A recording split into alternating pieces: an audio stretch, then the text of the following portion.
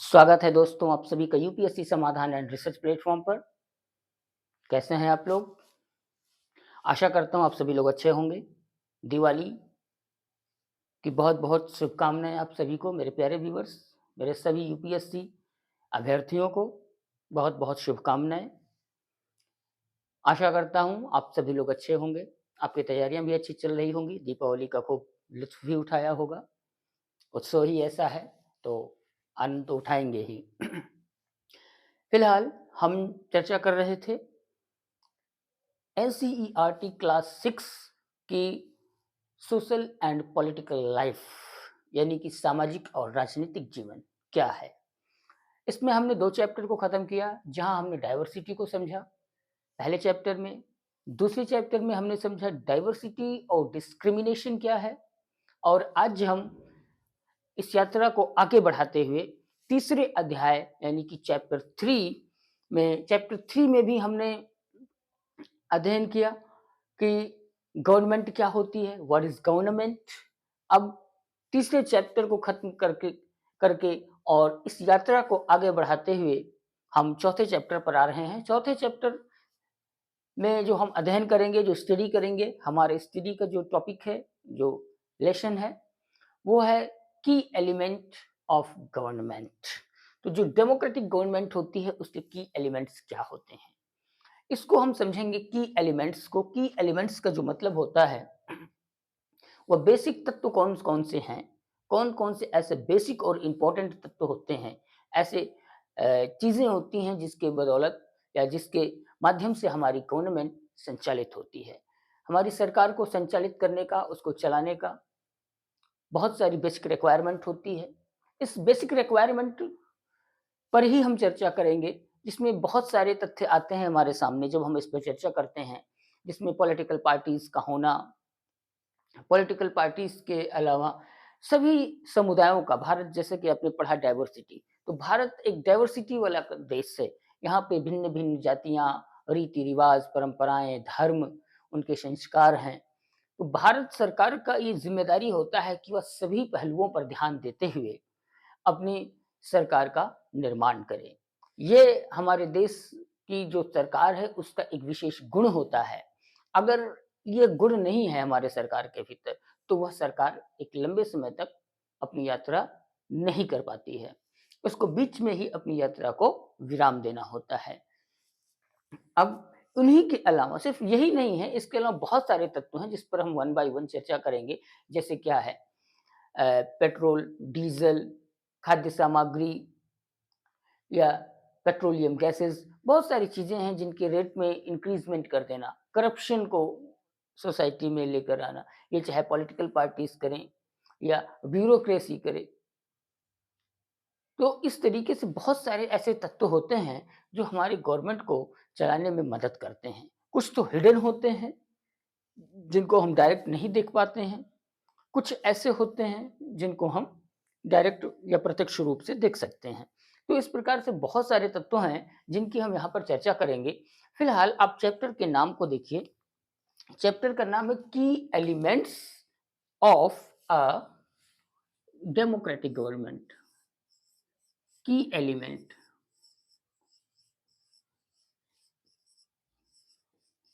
Of a democratic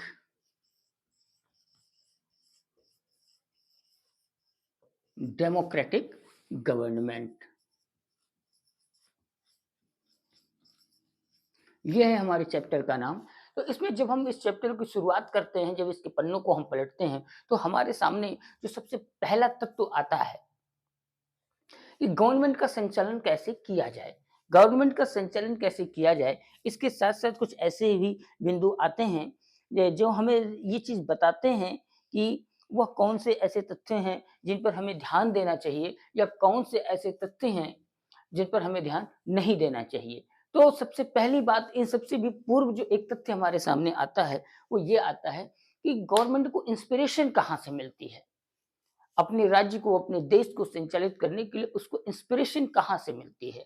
तो इसके लिए बहुत सारे देशों के इतिहास के पन्नों को हमें पलटना पड़ेगा, जिसमें हमें सबसे ज़्यादा जो सबक देखने को मिलती है या सबक सीखने को जो मिलती है, वह अफ्रीका कंट्री है, साउथ अफ्रीका।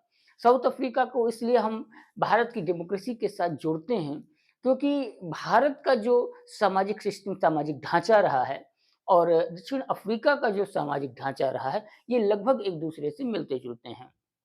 जैसे उदाहरण स्वरूप दक्षिण अफ्रीका में क्या चीज़ था? वहाँ पे रंग भेद था, नस्ल भेद था, गोरा और काले का जो है डिफरेंसेस था। लेकिन भारत में ये चीज़ कलर को ना लेकर के ऊँची जाति और नीची जाति, यह धर्म और वह धर्म को लेकर के रहा है।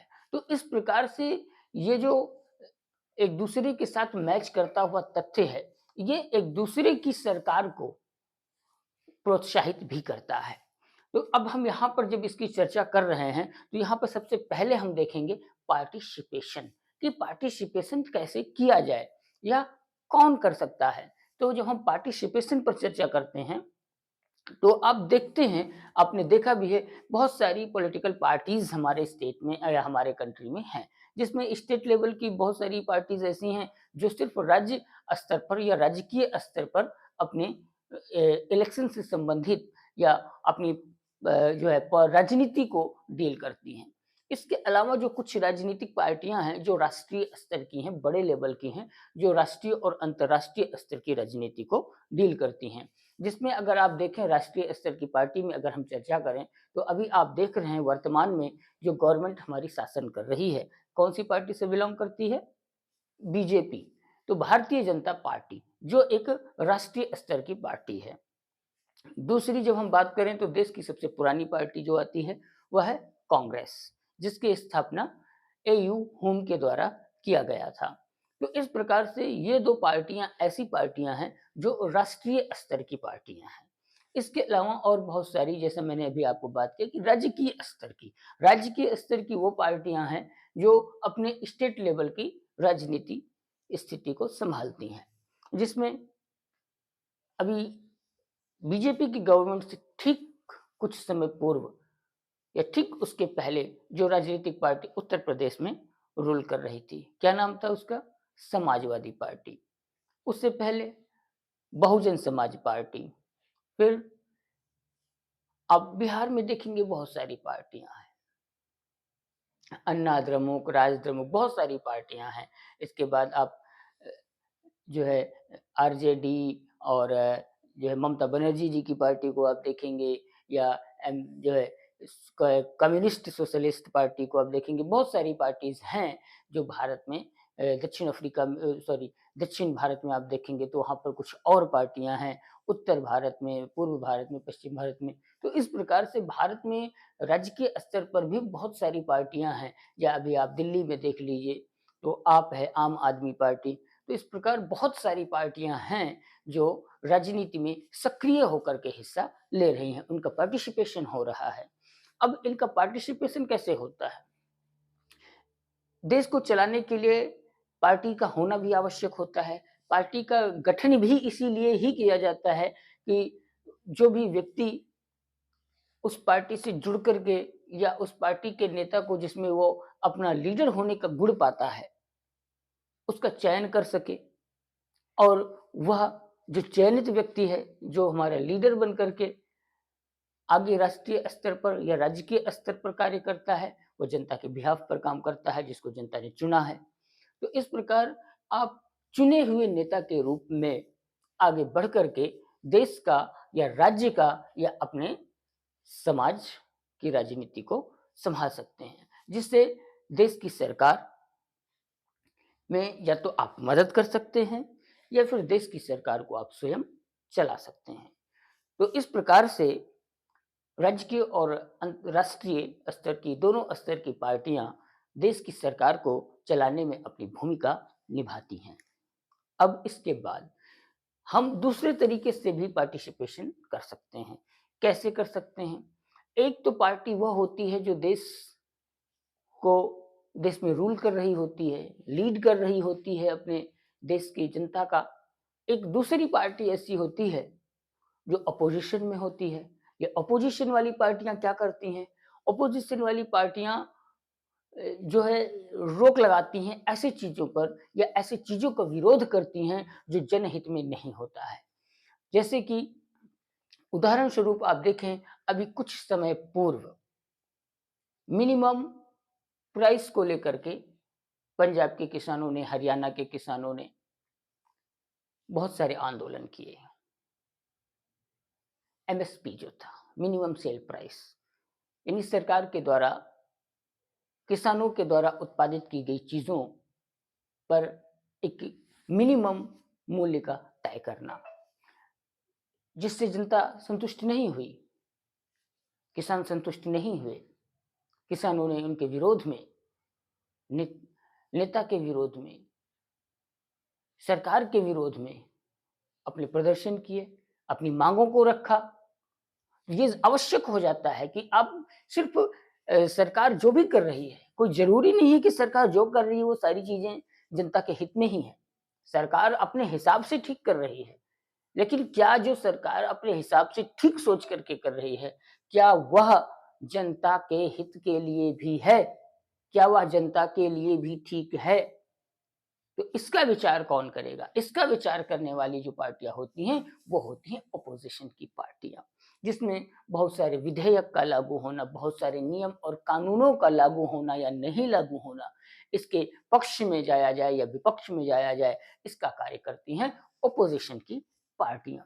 तो इस प्रकार से देश को संचालित करने में जहाँ एक प्रकार एक रूलर पार्टी, राज्य करने वाली पार्टी का रोल होता है, उसकी भूमिका अहम होती है।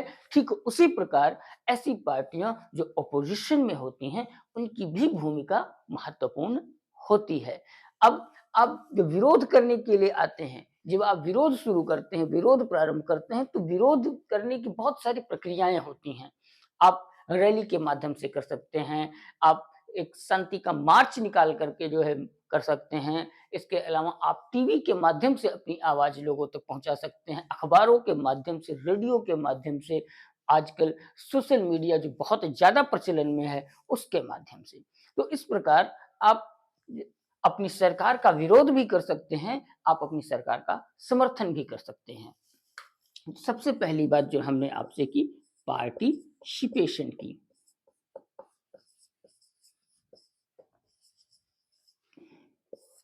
तो पार्टिसिपेशन मैंने आपको कैसे बताया? पार्टिसिपेशन होता है एक पार्टी के माध्यम से। एक पार्टी होती है जो या तो राज्यकीय स्तर की या राष्ट्रीय स्तर की।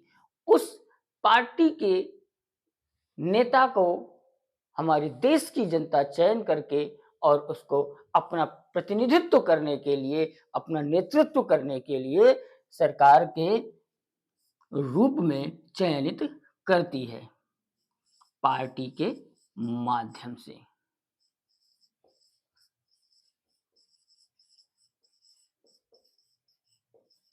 दूसरा जो माध्यम होता है अनदर वे ऑफ पार्टिसिपेशन। तो another way, this is a first way, और जो अनदर वे है, अनदर वे क्या होता है? ओपोजिशन के रूप में, यानी विरोध करने वाली पार्टी के रूप में, विरोधी पार्टी के रूप में।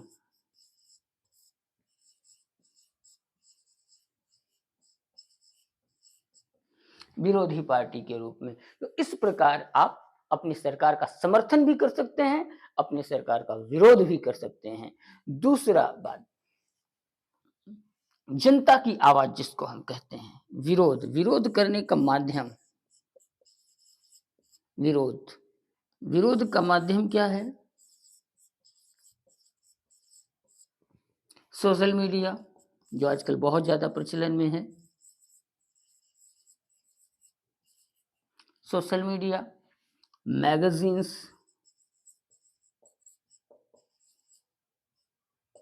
न्यूज़पेपर, न्यूज़पेपर या रेडियो,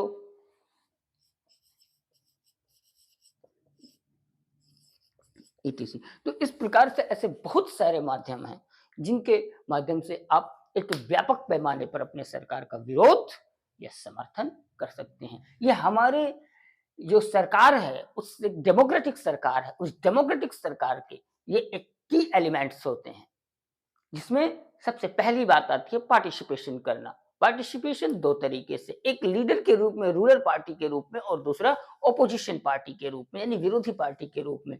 दूसरी बात आती है विरोध का माध्यम। विरोध का माध्यम अगर सरकार ने बिजली के बिल को बहुत अधिक बढ़ा दिया, जो जनता पे करने में सक्षम नहीं होती है, जनता उसका विरोध करती है, तो निवेदन करती है अपनी सरकार से कि इतने मूल्यों को ना बढ़ाया जाए जिसको हम भुगतान नहीं कर सकते हैं। कृपया इनके मूल्यों को मिनिमम किया जाए, जिसका भुगतान देश की प्रत्येक जनता कर सके।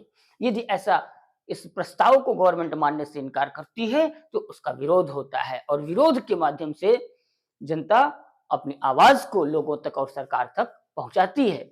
उसके माध्यम क्या होते हैं? सोशल मीडिया है, मैगजीन्स हैं, न्यूज़पेपर्स हैं, रेडियो हैं, और इनके माध्यम से जो है जनता विरोध कर सकती है। तो इस प्रकार जो हम देख रहे हैं, ये हमारे सरकार या किसी भी देश की डेमोक्रेटिक गवर्नमेंट को चलाने के लिए या उनके स्थापित करने के लिए ये की एलिमेंट्स होते हैं। अगली बात जो हम डिस्कस करने जा रहे हैं, वो जो दूसरा पॉइंट हमारा बनता है, वो दूसरा पॉइंट हमारा क्या बनता है? दूसरा पॉइंट हमारा ये बनता है कि किस प्रकार हम अपनी देश को या देश के लोगों की समस्या को हल कर सकें। तो देश के लोगों की समस्या को हल करने का जो सबसे अच्छा माध्यम है, वो सभी लोगों के साथ तालमेल बनाना। अब आप अगर ये सोचिए, आप देश के प्रत्येक व्यक्ति को खुश कर सकें, देश का प्रत्येक नागरिक आपसे प्रसन्न हो सके, खुश हो सके, तो ऐसा पॉसिबल तो नहीं है, लेकिन आप मैक्सिमम कर सकते हैं, ऐसा पॉसिबल जरूर है। क्यों होते हैं विरोध? क्यों होता है ऑपोजिशन? तो डाइवर्सिटी की जो मैंने बात की, या इसके पहले जो आपने 2 अध्यायों में पढ़ा, 2 चैप्टर्स में आपने पढ़ा, डाइवर्सिटी, डिस्क्रिमिनेशन, तो ये एक ऐसे तत्व हैं, मैंने आपको पहले भी बताया था कि डाइवर्सिटी समाज को भौतिक रूप से, भौगोलिक रूप से, सांस्कृतिक रूप से देश को समृद्धि तो बनाती है, लेकिन सामाजिक रूप से जब आप देखते हैं तो सोशल लेवल पर वह देश को कमजोर भी कर रही होती है। तो यहाँ पर जो डिफरेंट रिलीजन्स हैं, डिफरेंट रीति रिवाज, परंपराएं हैं, ये सभी कॉन्फ्लिक्ट को पैदा करती हैं। इन कॉन्फ्लिक्ट से एक अनदर प्रकार के राजनीति का जन्म होता है। तो अनदर प्रकार की राजनीति को जन्म देने के बजाय प्रत्येक वर्ग के साथ सामंजस्य बनाए जाने वाले नियमों का, कानूनों का पालन होना चाहिए। ऐसे नियमों या ऐसे कानूनों को बनाया जाना चाहिए जिससे देश का हर वर्ग, हर समुदाय संतुष्ट हो सके।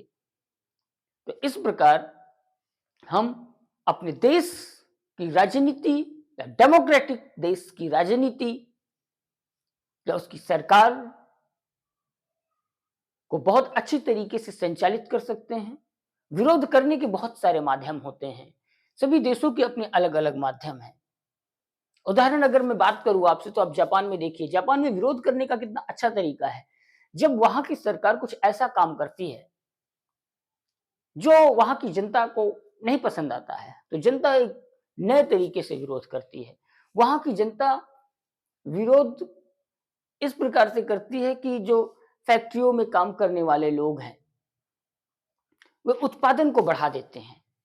वे उत्पादन को वो इतना काम करते हैं, इतना काम करते हैं कि प्रोडक्शन बहुत ज़्यादा हो जाता है। जब प्रोडक्शन ज़्यादा हो जाता है, तो सरकार उसका सेल आउट नहीं कर पाती है और इस प्रकार से देश सरकार का नुकसान होता है। भारत में क्या होता है?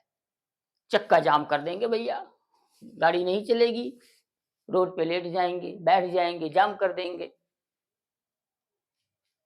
बहुत सारी जगहों पर तो दंगा-फ़साद भी देखने को मिलता है, हिंसात्मक घटनाएँ भी देखने को मिलती हैं।